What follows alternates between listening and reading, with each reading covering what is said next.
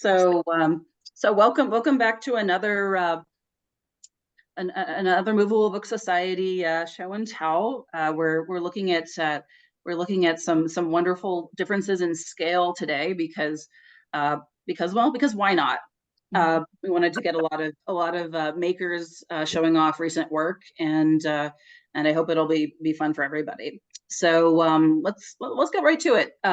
Before we start with Colette Fu, we have some exciting news about our upcoming conference in 2025. So I'm going to let Isabel Uria give us an update, since she and I are working on sharing this conference. So she did so well with the last one. So yes, I am sharing the conference again, sharing always the kind of the leadership and the organization with a lot of people from, especially Charlotte and Bill, who have been wonderful helping us out, and Larry, as always, will probably help us out a lot with this one as well. So our new conference for 2025 is going to be in St. Louis, Missouri. So St. Louis, the Midwest, St. Louis, Missouri, Arch, I don't know if anybody's familiar. I've never been, so I'm very excited. And Suzanne, if I can't, the hotel, the specific name of the hotel, I don't have it in front of me, so I just wanted to check with you. Oh, ready to announce that as well. I think it's the Drury at the Arch Hotel, St. Louis at the Arch. Yeah. It's the Drury. Yeah, so it's right near the Arch. We're not going to miss it. Yeah, so we're gonna be front and center, walking distance from the Arch, so that's gonna be really cool. And we don't have a code yet. We will be placing that on our MBS website at the conference page as soon as we can, but we don't have it yet. So just so everybody knows, keep you guys waiting a little bit longer. But once we update that, you'll be able to have a code, and when you call to make reservations or whatever, you can use that code and that number for our society. So we'll have a block of rooms. Yeah, and it's and so it's the Thursday through the Sunday, September 25th and 28th, right? Yes. Yeah. Correct. 2025. So coming right up. Everybody that's from foreign lands or farther away, or is coming from the East Coast or West Coast of the US or anywhere in the world, you have a whole year to plan. A little more than a year. So start saving your pennies, and hopefully we'll be able to see you. And if we cannot see you physically there, we also would love to see you on camera, because we will be continuing the hybrid conference. So I'm very excited about that, and hope that a lot of people can join us. And if you can't make it internationally, I know it's a little harder, but if you can, I encourage you to come. It's a great group of people: collectors, book lovers, pop-up engineers, all kinds of cool people that love books and share that love, Right. And Isabel, didn't you have a question for the chat, or for direct contact about the presenters at the conference? Yes. And needless to say, there's an open submission. If you want to submit, have an idea for a presentation, or would like to show your work, please contact me, and I will put the email in there. Oh boy, I should have that ready. I will put it in a couple minutes, but I will plop in the email so that you guys can email me to if you're thinking, hey, this would be a great idea, or I would like to present. Again, we accept all kinds of different things and thoughts. So different lengths of presentations. Anything from paper engineers, historians, librarians, collectors. If you have a topic in mind that you'd like to present, please don't hesitate to contact us. And if you just have an idea and you're thinking, hey, Isabel, what about XYZ? Let me know. Shoot me an email. We can have a conversation via email, and we can talk back and forth about what the possibilities. I can't promise I will be able to accommodate everybody if I have a really high number of submissions, but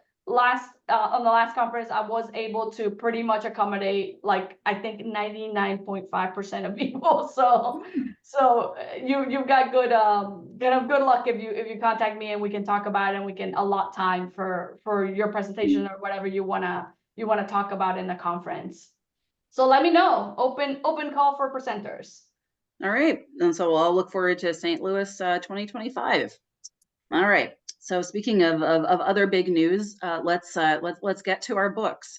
Colette, would you like to share your screen and Marianne can spotlight you? Sure. Thank you so much for joining us, and tell us about some of your enormous work lately. We've been looking forward to it.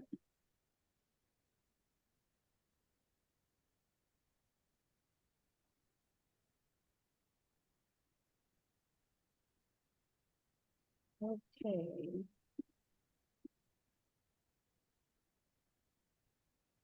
Hi, everyone.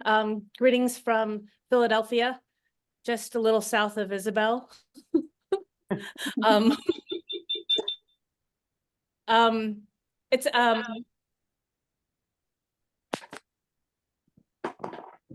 It's a pleasure to be here. Unfortunately, I haven't been able to make the last few conferences, so it's great to be with you today. So if you're not familiar with my work, here's a shoot that I did with a production company in New York City called Smarty Pants. Usually my pop-up books have to do with Chinese culture. I've done like a big series on the ethnic minority groups of China. And most of my work is, I use photographs. My background is in photography.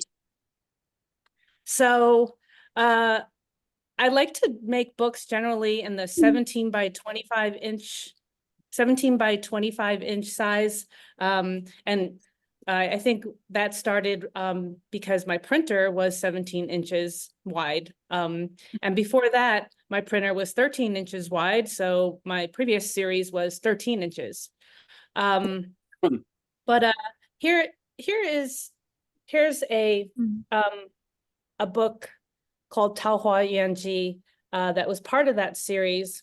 And it's based on a ancient Chinese poem about a fisherman who travels through a cave into a village and finds people living harmoniously with nature, each other, and with animals. And when you say Taohua Yanji, it's also the same word for utopia in Chinese language. So when I was at the Philadelphia Photo Art Center in 2017, I had the opportunity to create a pop-up book installation in their gallery. Currently now it's called the Tilt Institute of Imaging. My proposal was to create as big of a pop-up book that we could fit in the room. So the book ended up being 13.8 by 21 feet. Here's the image of the book cover closed. Somehow it's really mind-blowing that it looked really flat.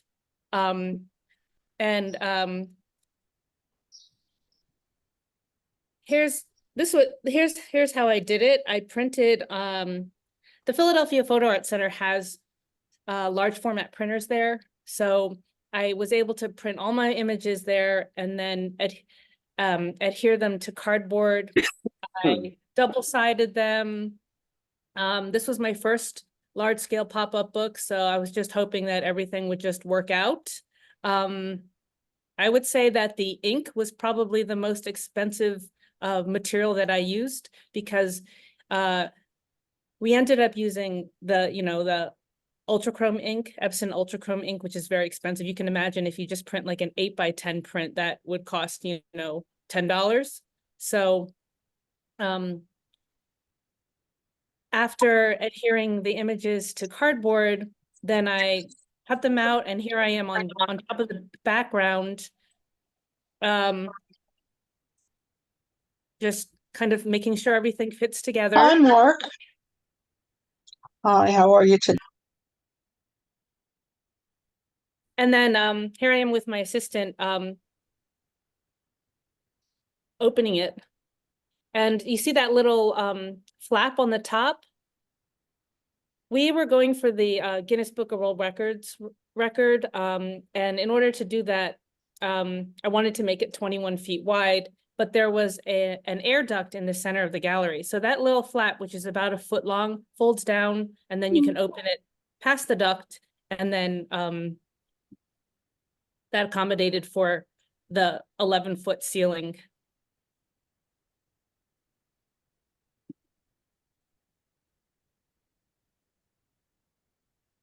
The book currently is at the Taubman Museum in Roanoke, Virginia. Oh, and I should mention that I did not get the Guinness Book of World Records because Guinness mainly said that a book should have more than one spread.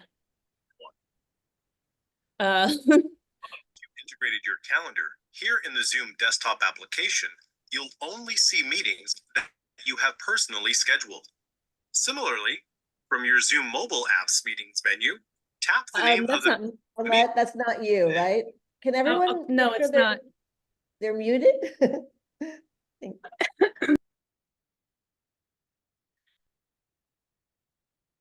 So last November, I was invited to go to the Bainbridge Island Museum of Art.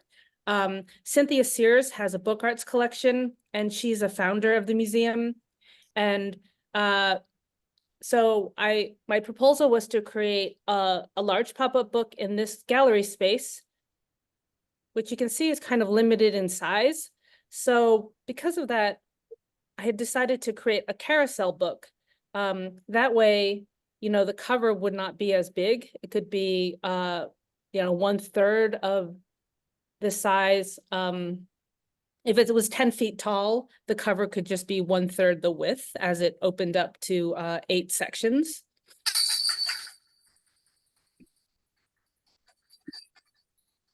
They did put a time lapse up.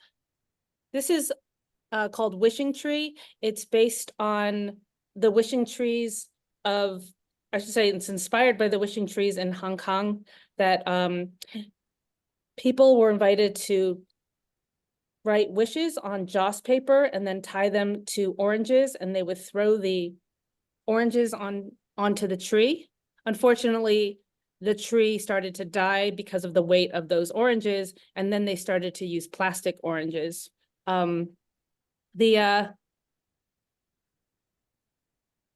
The time lapse you'll see is like a lot of it is missing, because what I didn't think about for this installation was, okay, I need this gallery space for the book, but I forgot about the space that I need to actually build it. So we went to the gallery, to the classroom upstairs to build it, and then we would have to move the parts up and down the stairs as they were ready. And then I'll discuss a little bit more how I did it with this current project. So this is a project that just went up early May. The exhibition is called Slow Motion. It is curated by Monument Lab, and it's at Grounds for Sculpture. It is 5 of us artists were invited to create, new monuments, monuments that are made of non-traditional materials. And the idea is, how can we remake our relationships to monuments? All of us use unconventional materials. The exhibit will be out for 16 months, and it's at Grounds for Sculpture in Hamilton, New Jersey. It's an easy trip up from New York City. So when I was asked what I wanted to make, the key word that Grounds for Sculpture mentioned was whimsical. So I thought, okay, how about I just create a really large pop-up book of noodles, and spaghetti and noodles, to be specific. And as I was looking online for inspiration, I came upon this album cover for spaghetti, On Top of Spaghetti, which was a song, that I grew up with. And but over time, while I just originally had thought I just wanted to do spaghetti and meatballs, somehow all of this research that I've been doing lately about the history of Chinese and Asians in general immigrating to the US, particularly around the 19th century when we had a lot of exclusionary laws. And so not to get into that history too much, but this is a combination of the sketch, and then on the bottom, those soy sauce beanbag packets, those are actually photographs of the beanbags. I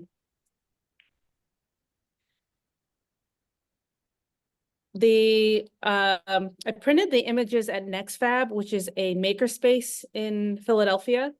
So for this one, since the show is going to be up for 16 months, I decided to use canvas, and I like the connotations that canvas have with labor also. And canvas, as a fabric works really good for as a hinge. And this is my dog Nori. She helped me adhere the print to Gatorboard. I like Gatorboard because it's light and it's very stiff. It's very expensive though, but if you have the budget. And then the images were printed for the cover, and the background were printed onto canvas also. So the whole book was 7 by 10 feet open, and I know that's smaller than the previous book, but those limitations were the size was limited because I don't know, you all probably know the work of Bradley Litwin. He's a kinetic sculptor / artist. So he created the table that this book was presented on. Here's a view of the book in its finished form from above. It's interesting to see the different angles. Like at some point when it was raised off the floor, you could not even see the cover because the table was about 3 feet high off the ground. Now there's other images in there. The railroad, the roller coaster imagery is in there, and it also is to reference the Transcontinental Railroad, but that's in response to that never-ending question, where are you from? And where am I from? I'm from New Jersey. But somebody might say, where are you from? And I say, Philadelphia. And then, no, where are you really from? It's like, oh, where did you grow up? New Jersey. Oh, no, where were you born? New Jersey. No, where are your parents from? And surprisingly, this happens often, and that's China. So this pop-up has a lot of references to Made in New Jersey. And the fire and the red is to reference blood, and the burnings of Chinatowns and massacres that occurred during the 19th century.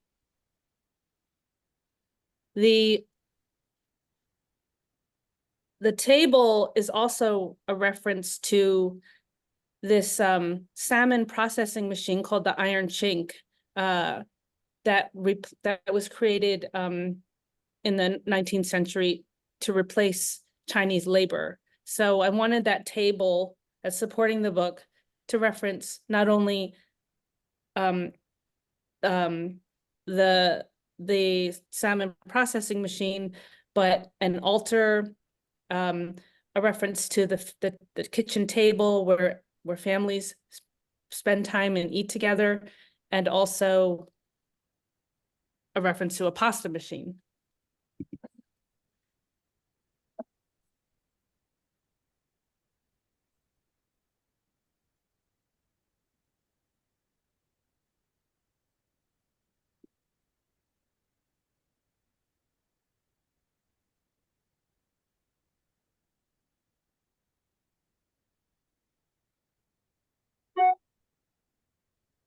So this is how the final exhibition looks right now. And as I said, it's up till September 1st, 2025.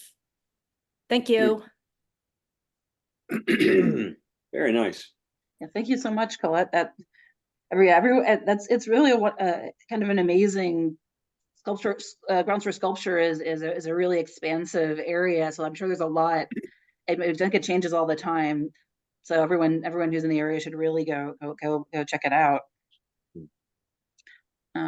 All right, let's see. I think maybe we should move on to Bruce, and then we'll talk about big books together a little bit afterwards. If that's all right, we'll maybe answer questions at the very end.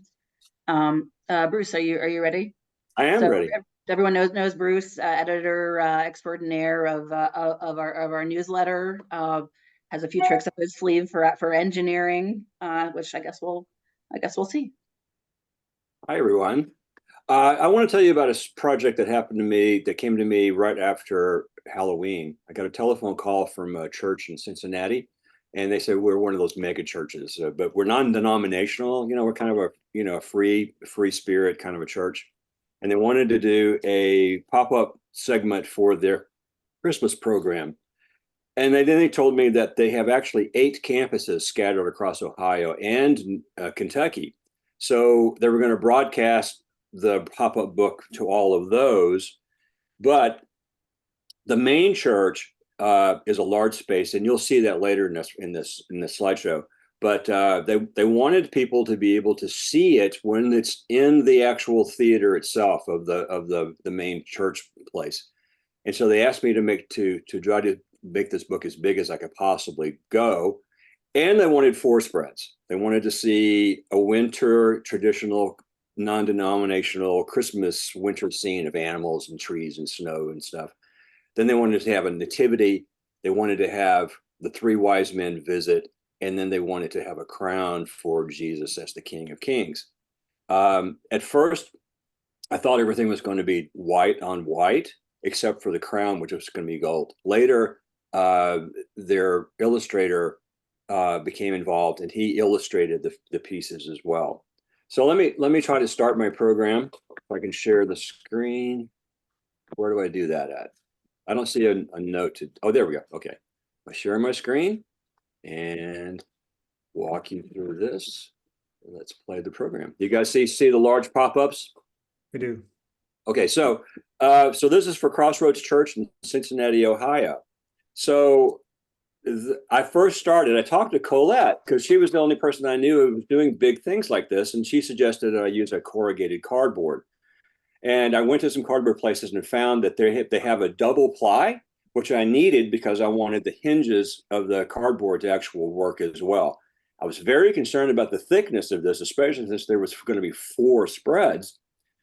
So at first, this is in my dining room, and I'm just trying to work out the mechanics of how this would all work out. And I was going, okay, it's going to be 4 feet deep and then 4 feet tall. Well, I showed this to the church, and they went, oh no, we've already told the minister it's going to be 8 feet tall, and so you have to do that. And so I went, okay, now I go to schools and I talk to children a lot about pop-up books, and I say, when you're given a challenge, and if there's any possibility that you may be able to pull it off, your answer should always be yes. And then you worry about how you're actually going to do it. And that's the kind of position I found myself in. Because not only did I have to figure out what materials it was going to be made on, I had to figure out where I was going to make it. And at first I was going to do it in my garage, which would have meant I would have had to empty my garage. And so it was just overwhelming. But frankly, what happened was a friend of mine came over. We were having dinner one night, and he came over. He and his wife came over, and we were telling him about this. And he said, "Oh, my company he's the CEO. We moved into a new space last year, but our lease wasn't up on the one we had. So I got a big empty office, and you can use it for your production of this thing." And I was going, "Oh my God, this is like the best thing that ever happened." So I got there, and you'll see later, not only was this space available, it was multi-rooms, but every room had these really great tables that were just perfect for building these things on. So I couldn't have asked for a better solution and a generosity of that friend. But after I started playing with the cardboard, I really started realizing that it was going to be too thick and a little expensive to get all this cardboard. The cardboard places were being resistant on providing, and the size of it was going to be an issue as well. And the weight of it was also of concern.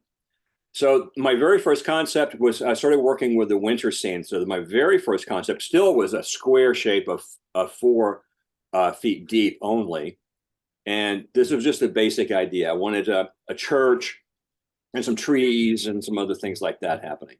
Well, later they actually told me they didn't want a church, but they weren't unhappy with the idea. This is the first take on my crown. I'll show you that real quick. So the crown was something I wanted to be kind of geometric and stuff. Okay, so now this is the first attempt at the nativity. I had done years ago, I'd done a nativity for a pop-up book and it had a roof on there. So that's my first thought, was to do something like that. And also the Star of David, up there above. And they said that they told me they didn't want the Star of David to be part of this because they're going to broadcast some special effects on the screen on the wall behind the pop-up when it opens on the stage. The 3 Wise Men, my first attempt at that, with some mountains and buildings in the distance and the 3 Wise Men. And second attempt on the winter scene. So this time I've got buildings, just buildings in the front, just houses, and there's animals in the back. And I was doing a trick to make the tree stand up. But then I realized that this was out of scale. The houses needed to be in the background and the animals needed to be in the foreground. So you'll see that change coming soon. The crown then evolved to more geometric. So this is basically the finished shape of the crown that I've developed for them. Or something like that. The 3 Wise Men, second attempt, also evolving a little bit. So you guys start to see my process. I start rough and then refine it for each pass that I go through. And again, at this point, I thought that it was all going to be white. And so it was very important for me to have the shapes to be very, very well defined. That changed after a while, but I said, second attempt nativity. I got rid of the roof and just really focused on the silhouettes. Because the idea I was going to have backlighting and shadows and things to make all these things stand out. Third attempt on the winter scene.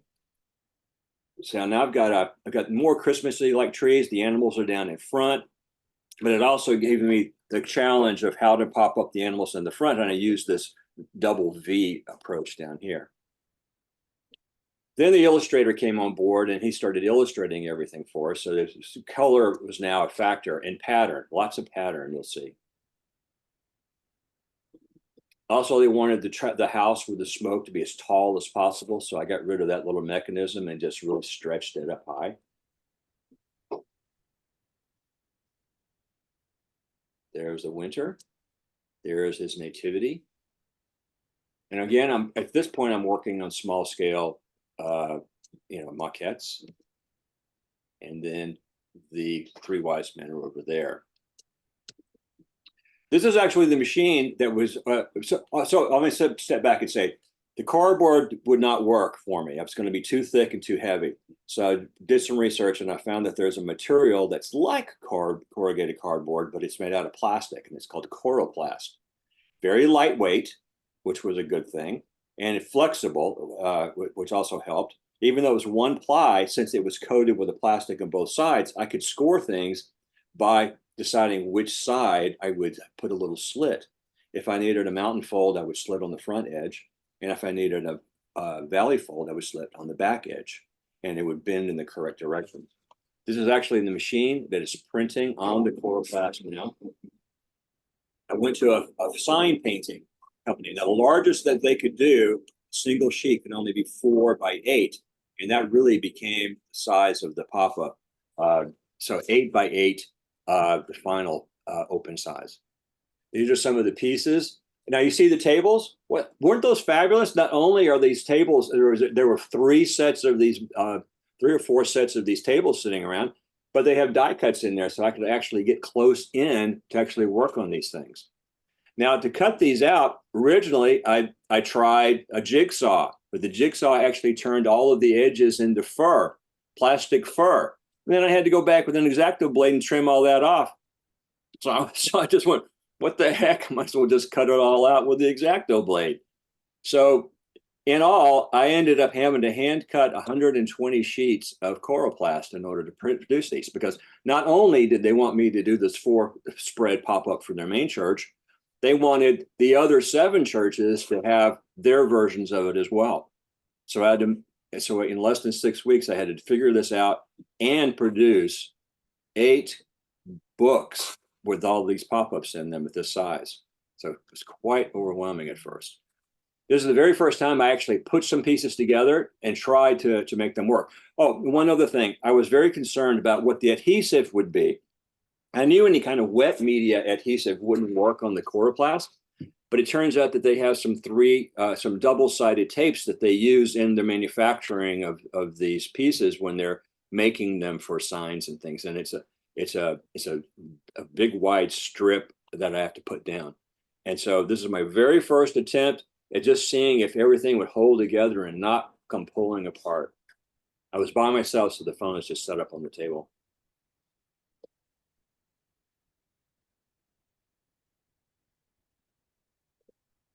And it worked. And so I was very happy with that. However, here's one of the final ones. Now, when you design something that's 8 inches tall, and then you blow it up to 8 feet tall, there are consequences. One being which that, say, a discrepancy of 1 pica becomes over an inch by the time it gets up that high. So I found that there were lots of little things that I had to redesign on the fly, and I couldn't spend a lot of money reprinting too many pieces. So I had to sometimes use exactly what I had. In this case, one of the problems was that the antlers on that deer there kept locking with the smokestack that was at the top up there. That was a bit of a problem. So I had to also, there was a problem of the weight of these things. Because of the height and the size of these things, something that worked in paper no longer worked at this scale. So I had to devise certain mechanisms that would force these things to stay open in the correct positions. So on the fly, I'm sweating bullets trying to figure out to make sure this thing is going to work. And I figure out how to do things like with strings, and occasionally having to use pieces of wood to support and strengthen some of those pieces there. So there's a piece, and also notice if you see down here on the side beneath this fox over here, there are pieces of missing ink. Well, guess what? The ink is very, very susceptible to being ripped off by the tape. So even by placing these taped pieces in there, if you accidentally touch someplace, it would destroy the artwork. So I had that extra pressure to make sure that didn't happen going forward. There's the finished piece for the winter scene. Now notice that the deer is an entirely different position. I had to re-engineer how that deer works. When I show you a movie of this later, I want you to pay attention to the way that deer has to twist itself out of the way of the smokestack up there in order to make sure that they all fold up correctly, because it continued to interact and get locked in with those swirlies of the smoke up there until I figured out exactly how to make that happen. For the crown, we printed it as on this gold ink using a gold foil. And there's the final crown base put on this big lapis lazuli type image that they came up with for me there. But they wanted something else. I also had to take all these pieces back to my house because they wanted the crown itself to be glittery. So I had to find a transparent but glittery spray paint in order to spray all these things. And I couldn't do it inside this man's office, even though he's giving up the lease soon. I couldn't have paint going everywhere. So I took them back to my house, and in my backyard, here I am individually spray painting and drawing all the pieces for all the crowns that have to be for all the versions that I'm making. and there's a few more there. So it's quite a sight. I love it when I'm doing multiples and I can see everything built up like this. It's kind of fun. Okay. This is one room, and you can see that there are 4 completed books in this room. There's another room with another 4. I found out that I had to have help. I was able to do everything by hand up until the point of assembling the book, but I needed help, so I had a couple of friends that were available to come over, and it's because it takes 2 people to lift each one of these large pieces and line it up with the next spread that you have to all put together. And what I thought would take an hour ended up taking 8 hours, and then it turned into a couple of days. So my friends were very, very generous in giving the time to help me out with this. Then we had to put a foil cover on there that the church provided, sent down to me. Oh, how did I get those to Cincinnati? Well, I couldn't mail them all. There was too many of them, and they were going to be very expensive to mail all that. Plus, which I didn't trust anybody else with them, so I rented a truck and drove them all myself, all the way up there. So that was a 17-hour drive from where I'm at, and here I'm approaching Cincinnati, and there's my first look at the church that we're going to be taking this to. The lobby of the church, they have quite an arrangement there. This is the lobby. The lobby has its own Starbucks type coffee bar. Pretty nice for everybody, I guess. This is the entrance to the auditorium that we're going to be unveiling the pop-up to. This is the stage, and you can see why they said we needed to be 8 feet tall. This place was huge. And you see my book is sitting over there on the table. So now I'm going to actually show you guys the finished pop-up. Some of you have seen this on my Instagram feeds, but let's take a look at it. Whoa! That's the youth minister, and he was the best person to have on tape. Wow! Seeing this. You see how the deer twists out of the way and gets out of the way of the smoke? Oh! And who's the first guest? Whoa! Let's go! Whoa! That's the best. Hey, get your story. phone out of Oh, here. get I'm your going. phone I'm out. going. Hey, hey. Of course, we're celebrating our King of Kings. Whoa, baby! Look at that! Woo! Okay, so everybody was happy. And so it worked out great. Everybody was vindicated for having this whole idea and put together, and everybody was very, very happy with the final thing. Now, following this, I was recently contacted by a member of the MBS named Seth Berg, and he said that there was an art event happening in Telluride, Colorado this year, and he wanted to do a piece for that.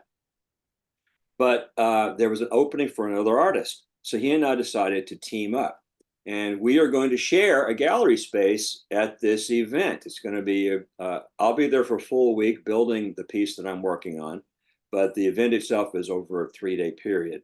However, our piece, our gallery everyone else has to take theirs down on the Sunday evening. Seth and mine will be up for a full month because it just happened that space was going to be open. So this art event is about interactivity. And Seth had this idea that he wanted to do something based on in India, there's some kind of step wells or something where all these stairways go down into a hole and the water flows in and stuff. He wanted to do something along those lines. I'm not going to show you pictures of his, that's his part of it.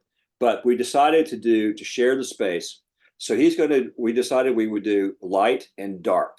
So he is going to have an all-white pop-up that opens from the top and lays down, and it's all these stair steps are all over the place with these arched windows that are slightly peaked, so they reference back to India. Also, he's going to put colored lights inside there so that they reflect some lights back in there that are kind of rainbowy.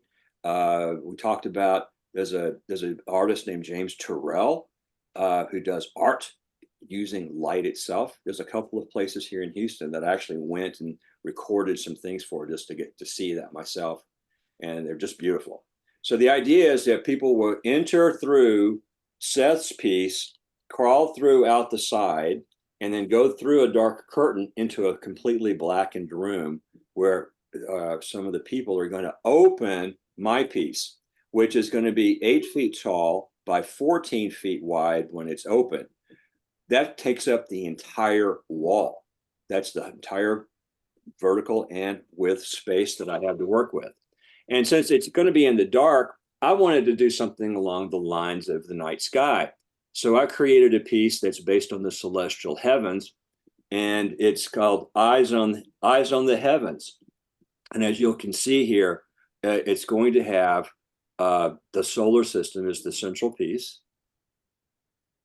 There it is right there. The sun at the center, you see all the 9 planets around. And I notice that there's these 4 white discs over here.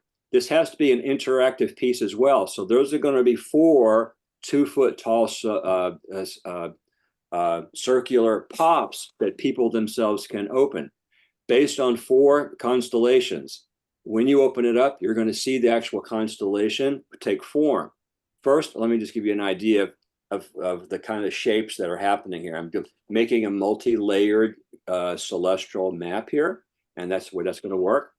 And then when you open each of the others, the constellation will the animal that or figure that the constellation is embodying takes form as the pop-up with the constellation still on their pieces, so that you can actually see how the figures and the constellations work together.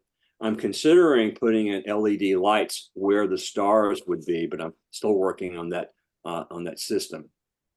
Also, since it's going to be in the dark, I'm going to I've got to go back in there and hand paint all the white lines with UV paint, and then have UV lights on this thing so it's glowing in the dark when you're in there in the darkened space.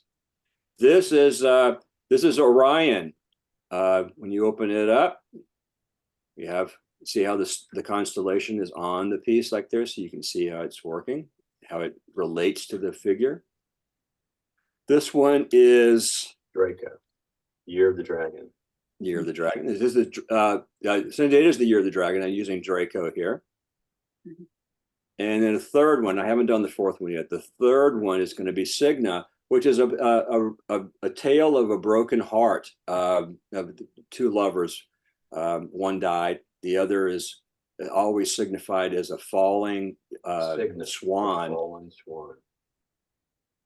Fallen from the sky in grief. And that is my presentation for you guys. So I'm gonna stop share. We can talk. Well, thanks so much, Bruce. That extra new piece was a real bonus for sharing. Thank you for sharing the little peek ahead of that. So it looks like we're probably going to run over the hour this time, which is wonderful. We have plenty of content. So I think we're going to continue to hold the discussion that's out of the chat. It's great. There have been plenty of questions in the chat until after everyone has gotten a chance to present. So Géraldine, I think you're up next. Let's see your video. Yes, I made a video because I wanted to be sure everybody understand well my accent, so there's subtitles. So, and you'll see I dress the same way, so it's more realistic. Yeah.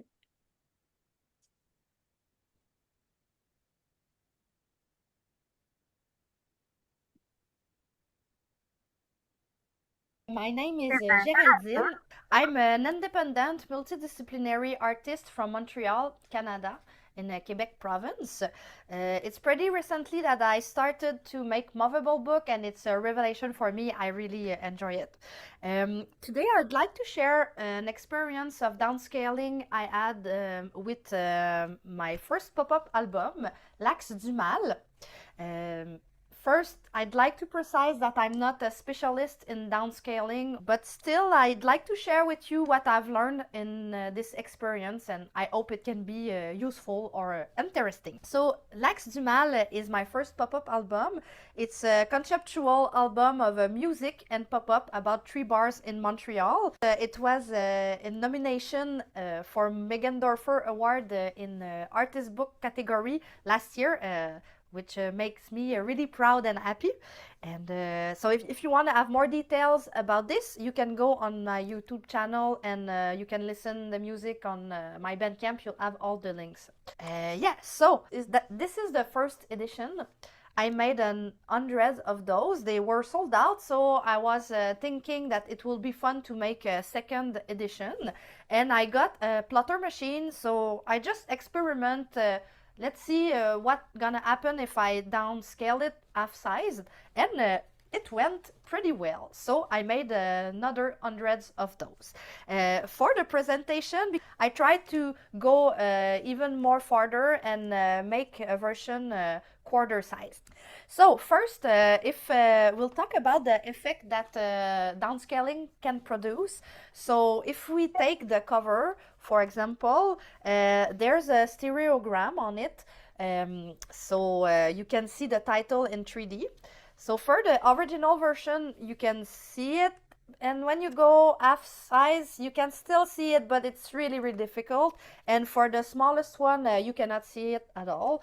And also, you have to consider the background, which where there's the lyrics of the song. So it's okay for the first 2 versions, but for the tiniest, you can see nothing. First thing you have to consider when you're downscaling about the visual, you have to be careful about the resolution of your picture, but also the level of details you will put, because you will lost in legibility.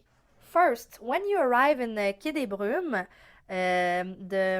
the way the pop-up unfold is pretty nice, and it's pretty sturdy.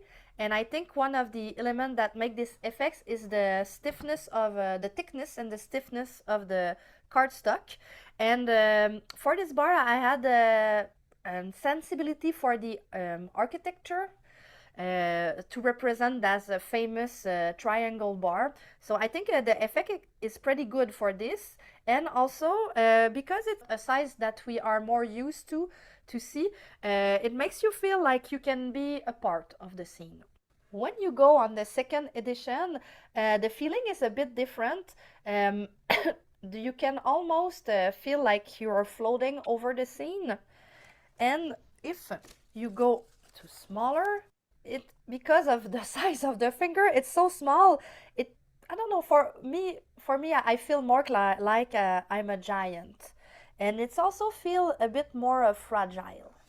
After, when we arrived in the Esco bathroom, you know, the details are sharp, you can see everything, and yeah. But when you arrive in the smallest version, I don't know, it feels more, because it's small, I don't know, it feels more like intimate, like you see, like you're seeing a secret, or it makes feel it really different compared to the smaller one, where I don't know, I think it's really too small at this point. So I know it's like it's too cute, too hot, and the original is more dramatic, I will say, but with this version it doesn't feel dramatic at all to me. But when we arrive in La Roquette, it's the page that I like the less from the first edition, because I wanted to represent dancing meat, and it was my first pop-up, so I wasn't not really comfortable. I didn't know how to represent movement, and yeah, so it's pretty stiff. When we arrive to the smallest version, I don't know if it feels more alive to me. It's more wobbly, and you know, it because of the thickness of the cardstock, it moves a bit more. So I think this version is better. And when we arrive at the smallest, I don't know what to think, but it's fun. In general, if you use more regular conventional format, I think the effect will tend to bring the reader to feel more as a part of the scene. But if you go smaller, it will make different effects, like make them feel bigger or feel the disembodied. So all those things are nice to explore. Now we'll talk about some elements you have to consider about the assembling, the choice of material and everything. So first, it's not because you go smaller that you will go faster. For example, but it can, like for the first edition, it was about, I don't know, maybe 2.5 hours to cut, fold, score everything. But it was long because the cardstock was thick and we had to score it with the scoring board. With I will not use this cardstock anymore for this use, but for this one, it's a bit more than an hour. But it's because also I add a plotter which can cut and score, so it's more easier. But so it was quicker for the smaller, for the half size, but for the quarter size, it's about the same time for those two ones. So yeah, so it's really, it's so much details, and I'm not used to work with tiny things. And also when you go smaller, the precision is really important, because if there's a little bit of glue, it can just destroy everything. So yeah, so it doesn't mean you'll go quicker. Another thing to consider about the design, there's certain element you just reduce in half and it will works, but there's a lot of other things you will have to adjust, like the thickness of the paper will affect a lot of things. And smaller you go, thinner you go with the paper, obviously, but there's certain experiment to make, like for the smallest one, I used the same cardstock as this one, and as you can see, it was really too thick and it was really hard to manipulate, and it changed everything. So it went really better with this one. And yeah, so it will also change the thickness of the book, so the binding. There is also a limit of the smaller you can go, depending of the tool you use to cut. If you use die cut, probably you cannot go as small as with a plotter. And also there's some limit, like you can see there's a little hole between the legs of the character. The plotter didn't enjoy it really, and it's not even important for what it means, so I could just remove those holes, so you can change the design as well. There's also a lot of little elements that you will have to adjust, like the gluing tabs, if you have slots, if you have the bleed has to stay kind of big. If you have mechanism like pivot or tab, so this kind of little things that you will have to change.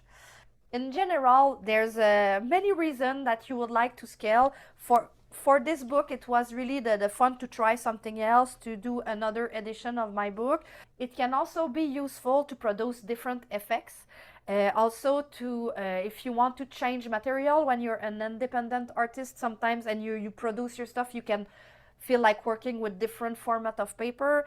It can also be useful if you have to change some elements of your book and you can decide you put this element in a little booklet on the side of the page.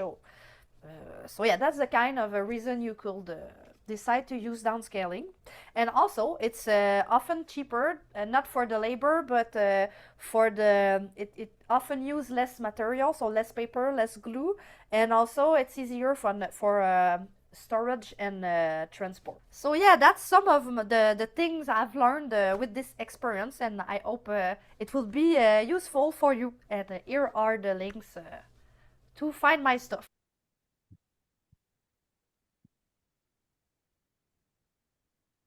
Wow, that's wonderful. I just, what amazing to see it in so many different sizes, and especially with such a recent recent activity on going through the process. That thank you. It looks like there's some good questions in the chat, but let's move on to Nicolas Codron, I think, who's going to be showing us some things live. Yeah, take it away. Yep. Hi everyone. Thanks for having me. I have a couple of things to show you, and I'll try to show it live to you now with a white background. I was really into small stuff. In general, I really like small stuff. And this one at some point I was into miniature things, and miniature book, as you may know, have their own collectors, and the books have to be, what was it, 3 inches max in any direction. So this is basically what he did. This is a series of oh, if you've read the latest issue of Movable Stationery, you had the push outs that Bruce push out article, and this is actually one of those examples. Yeah, I don't know if the focus is okay. This is a series of stairs. The little dots and stuff is supposed to be people, actually, and it's just I crafted several books of stairs, and this particular one is called Small Night Steps. It's really little stairs. It's all hand cut with, if I can show it to you, the cutter knife I always use. So I always use this that I can find anywhere, I can buy anywhere. It just has 4 or 5 spreads. I don't know if there's a pop-up inside here. It's blue and blue, so it's really tiny to cut. And it's a selection of the spreads that already are in the previous installments.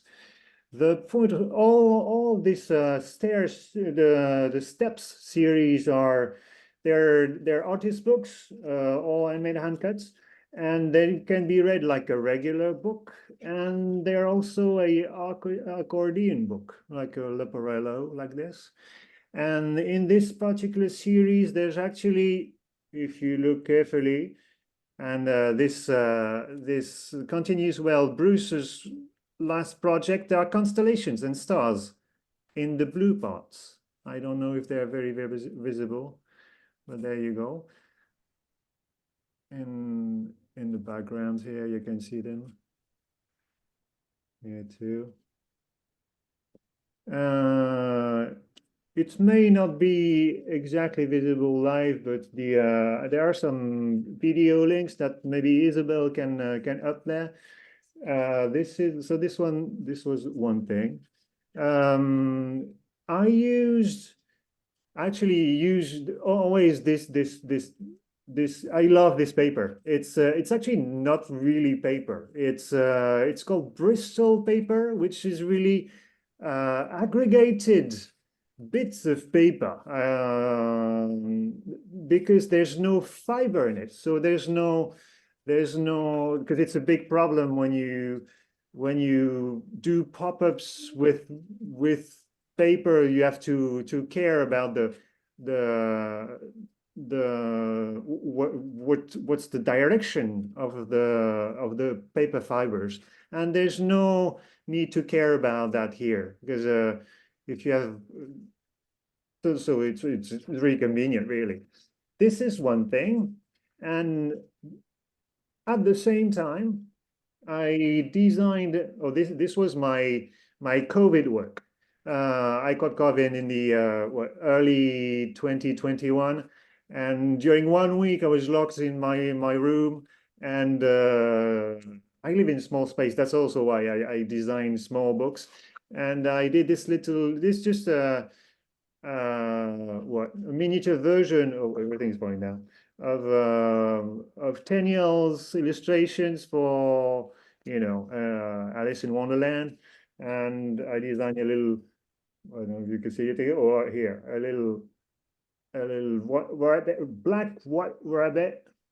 And there's a little mechanism here that I glued here. This one is laser cut, and you can, it holds there anyway. And there's that. And why am I showing this to you? Because with the deluxe copies actually had laser cuts and hand assembled a little pop-up. There's 21 copies of this. On the cover, it's really And you can see, how can you see it? It's out here. You have the whole story. You have the Alice's sister, the rabbit hole, and then anyway, it goes here too, where you have the trial and the cricket and everything. And it's a little bit larger than the book. The book is a real miniature, 3 inches max.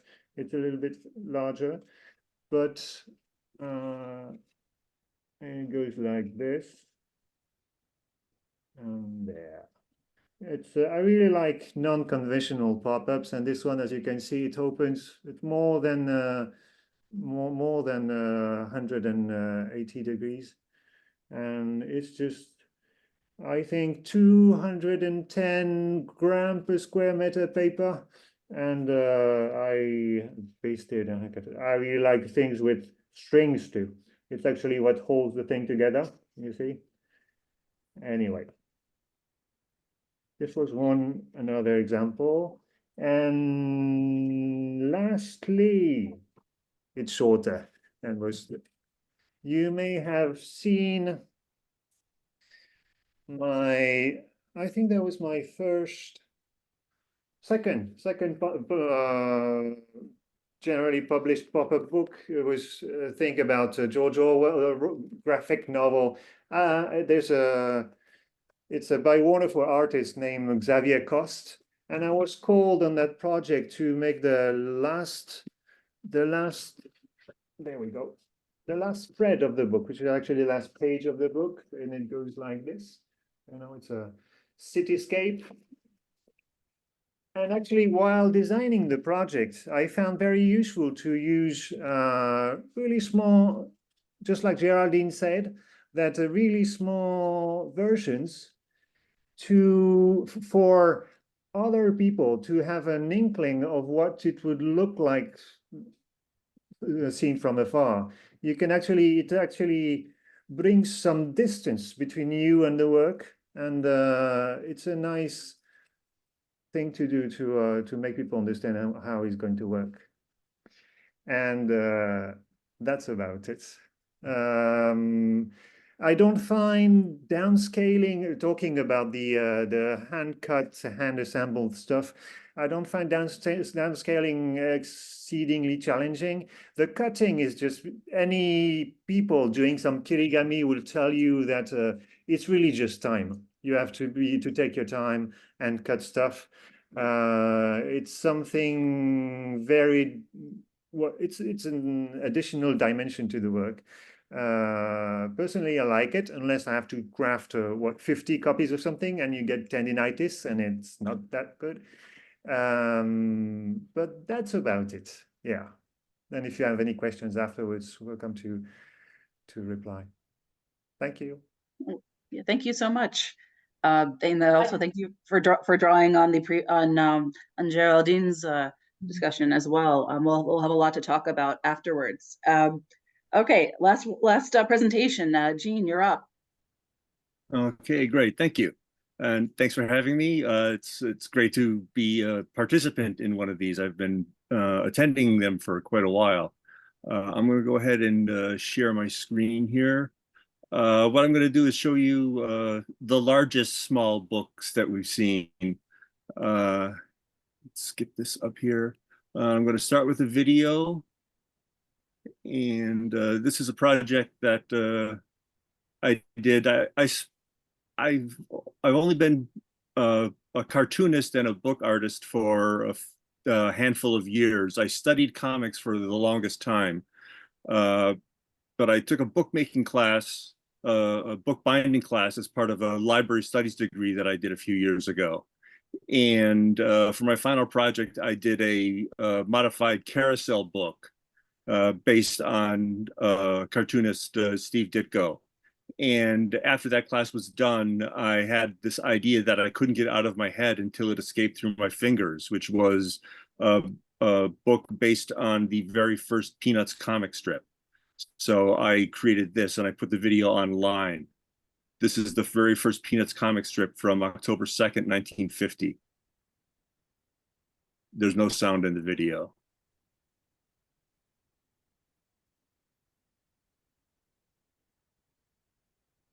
So it's a modified carousel strip, modified carousel book with just a couple of pop-ups.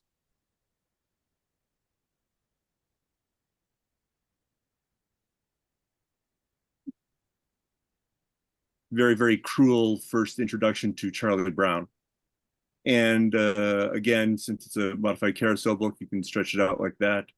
I put this video online, and for me, it wound up going semi-viral. On YouTube, it's only got a couple hundred views, but on other places, it got thousands of views. And to make a long story short, eventually I got contacted by 2 different publishers. And one of them said, I've already talked to Peanuts Worldwide, and they would like to publish this as an actual trade book. What do you say? And of course I said yes. So let's switch over to the camera here. And this is the thing that just does not happen. So this was the book that I made, and again, it was selling and everything like that. The actual book that got published was a little larger. And what I learned is that trade publishing is very different than making your own book. Trade publishing becomes a team sport, 100%. But you can gain a lot of things by having your work worked on by other people as well. At first, I thought this was going to be my book. Turns out it's our book, because number one, the book designer, designer named Sean Dahl, she came up with this idea where the front cover actually flips open like this. And then Chip Kidd, who's a book designer and a Peanuts fan, donated a couple of photographs of some ephemera from Peanuts. This here is something that was like used to sell the strip to newspaper editors at first. And this here is that very first Peanuts comic strip. This is the first tear sheet. It's the first time it was actually printed anywhere, just to test to see how it would look. So the book actually has 3 hardcovers, which gives it a nice spine here, but it also gives it a second spine, which they decided to give a Charlie Brown stripe to, which was really nice. But then, so when you open it up, and then you get to the book itself, and they asked me to do coloring also, but they asked me to color it as if it were like a 1950s comic book, so with the dots and everything like that. And one thing that I realized early on, eventually, is that I had to do things like move the color above the line of the stuff, because the original one I did in black and white because I wanted to pay homage to Charles Schulz, the artist. So I wanted to do nothing that he hadn't already done. So I was just using his own lines and trying to show how his own lines were able to define space. One thing that happens in this panel, though, is that these 2 characters here, this is Patty, which is not Peppermint Patty, and this is Shermie. But in this panel, Shermie's head gets cut off. So I had to rebuild the top of Shermie's head.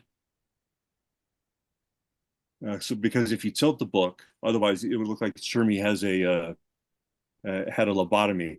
So, and that had to get approved by Peanuts Worldwide. So I actually built the top of his head using lines that Charles Schulz had drawn in other panels,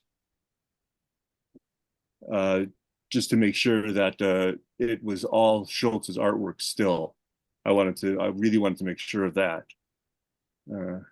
So I made a few different decisions as we went through, just in terms of layering. Most of it's exactly the same. Good old Charlie Brown. Oh, I hate him. One thing that they didn't do that I asked, this last balloon doesn't lay as flat as it does in my original. They didn't actually quite follow my instructions for that. I learned how to make this pop-up design from the elements of pop-up, of course, but we didn't, in my bookbinding class, we didn't learn how to make pop-ups. So I went, because I work in a library, so I went and found the elements of pop-up, and that's how I just first learned how to make a pop-up. And they unfortunately put the supports too far apart, so this doesn't lay as flat as I wanted it to. And the other thing that I did in this was I took it in every panel, the sky gets a little bit darker to kind of reflect Shermie's increasingly angry point of view. So it's like in literary terms, it's called the objective correlative, the outward symbol of the outward manifestation of an inward state of being. I was a literature professor for a while too. I've had way too many different jobs and just kind of bounce around to different things. But and then I get to write a little essay in the back also about why I love Charles Schulz and why I love this strip. But that's about all there is to say about this. So I think I'll leave that there.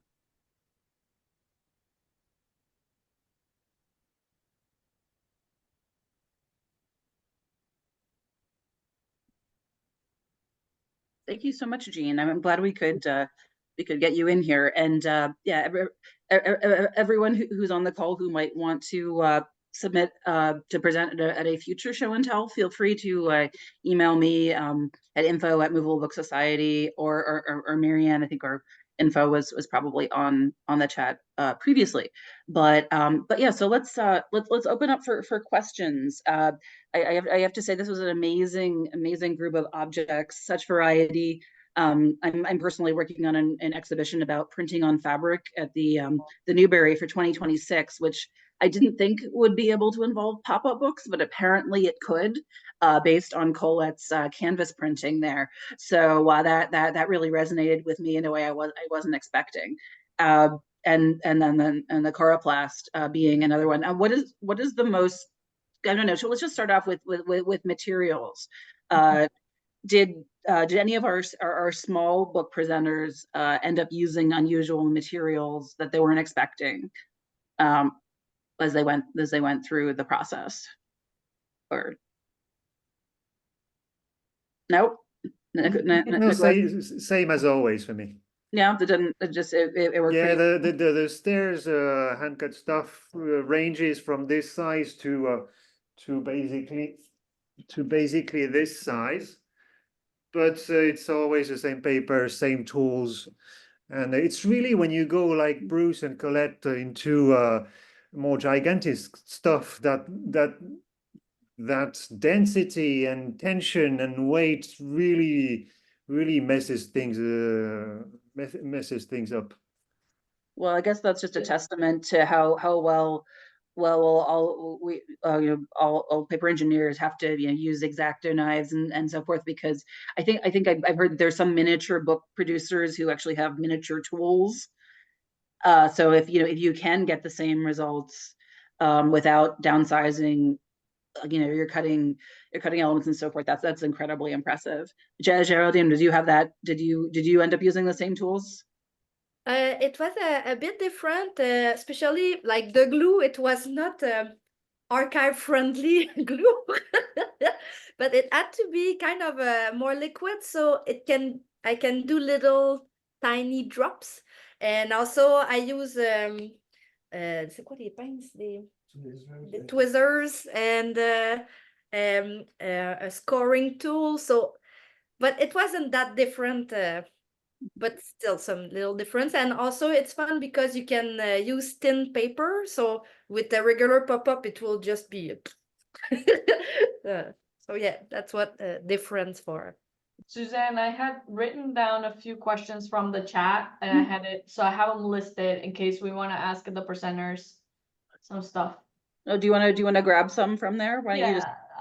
So Sean wanted to know that this is for Nicolas, if you can repeat the grain-free stock that you were using.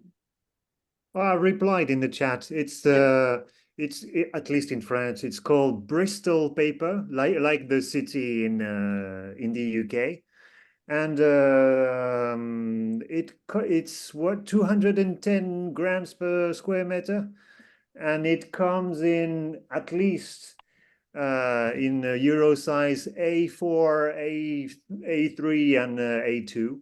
It must be available for industrial size A0, I think, but I've never used it, and that's all I know about it. Thank you for the info. Then for Bruce, we have Chris Takas wanted to know, what is the cover material for the books and how wide is it? Oh, if you can unmute, Bruce. Gotcha. Okay, so good question. Actually, between the pages of the coroplast, I had to put a foam core, which is a 3/16 inch foam core, in order to keep the flexibility of the turning of the pages from affecting the pop-ups. So there was that. The cover itself is made out of a 1/2 inch thick gator board, which was completely black. But then for the hinge itself, I had to find a material that I could glue onto that and wrap it around. So the entire book was probably, I'm going to say 8 to 10 inches wide at the binding, at the spine. But yeah, and it's by the way, it's very heavy by the time you got all that together. It took 3 of us in order to carry those down to the truck. Great, thank you. And then for Colette, there were a few questions. What did you call the board that you used with a canvas? This is from Amy. It was gator board. It's gator board, okay. And then Jim Fraser wanted to know, do you mind telling us what paper you print on for your smaller works? And do you have trouble with the image cracking where the pictures fold? I used various papers for the smaller pop-ups, but I always use a matte paper because, you know, a glossy paper will have another coating on top. And I try to avoid folds, like mountain folds. But sometimes I'll score to get, you know, you get a cleaner fold. And then sometimes I'll go in there in the folds and touch it up with like a watercolor marker. And then one last question that Sean had for you was, can folks play with your noodle mountain mechanism during the exhibit? So unfortunately, since the book has to be up for 16 months, we're limiting it to staff opening it. I have one more question. I don't know who this is. I'm assuming this is for Bruce maybe, but someone was talking about the glue Loctite, actually, if it's super glue. I don't know, Mary, if you're in the call, if you can specify who that was for. I don't know if she's It here. looks like Géraldine answered it and sent a link in the chat. But yeah, we have one more question for Bruce though. Ziad was asking, what is your process for creating the white on white silhouettes? Oh, that was I just used the paper itself without any kind of drawing or printing on there. The way I do things is that I have, if you see behind me, this is actually a light table behind me. There's a piece of paper over it, but because of the light table, I can print my die lines on a sheet of paper and then put my own pop-up paper on top of that and see the die lines through it. And therefore, I don't have to print directly onto the paper itself. I just trace over the die lines themselves, and it gives me a much cleaner look for my maquettes. There. Those are on my end. Those are all the questions that I saw in the chat. So we're good on here. I don't know if anybody, I have put all the links on there. If anybody has any links additional that were in place for you, for yourself as a presenter, or for it, like if anybody had questions for our presenters additional, just put them in the chat or feel free to ask them. Yeah, and since we had a few people who came at the end, I wanted to reiterate that that Isabella had announced that we're going to St. Louis for our next conference in 2025, and are interested in hearing from everyone about what what sort of presenters you'd like. We don't have a headliner yet, for instance. So you could nominate other people. So just let us know. And thanks, Isabel. And so in the end of September. We'll put some more details on the website soon. Yep, we will place that all on the website so you guys can know the specific hotel in St. Louis, Missouri in 2025 at the end of September. And I have placed the email link at the very beginning, but I'm gonna replace it now so that if anybody has any ideas, thoughts, questions, suggestions, or they want to present yourself in at the conference, let me know. And the email is on the chat. All But right. we'll be announcing that online as well on our MBS website. Yeah. So if there are no further questions, again, yeah, Mary and I are just thrilled with the group of people who came out for this, as presenters, and such a wide range of attendees. And we look forward to seeing you at the next one in August. Date TBD. Any last questions? I see there's a couple more things in the chat. Oh, nope. No questions. Okay. All right. Have a wonderful rest of your day, everyone. Bye, everybody. Bye, nice seeing everybody. Bye-bye. Have a good weekend. Happy holiday in the US. I think.